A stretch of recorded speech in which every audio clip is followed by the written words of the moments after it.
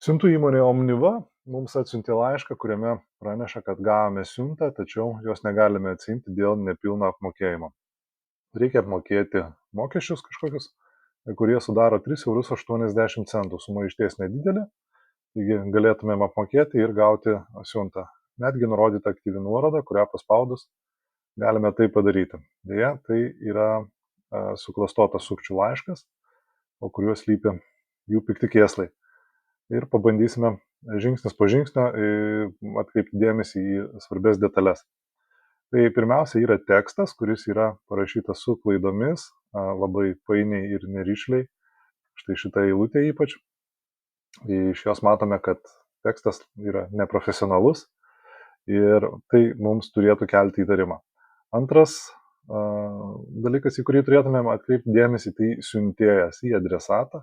Adresatas, matome, čia yra Omniva, tačiau štai čia tikslus adresatas yra jau ne tik Omniva, bet .kidu @web.trampam. Domenas akivaizdu nėra siuntų kompanijos, domenas tai štai šitie žodžiai po simbolio eta.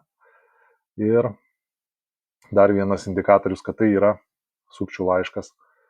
Ir pagrindinis dalykas, didžiausia keliantis pavojų, tai yra aktyvi nuoroda, kurios spausti nevalia, nes po šitą nuorodą, ją paspaudus, gali slypėti kitas internetinis puslapis, kuriame būtų aktyvuota kenkėjiška programa.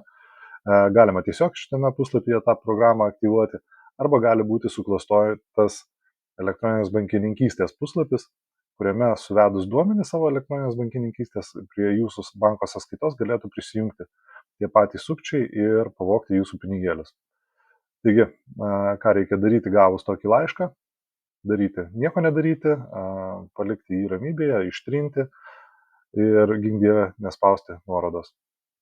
Tai saugokit savo duomenis, būkite budrus ir neįklimpkite į sukčių pinkles.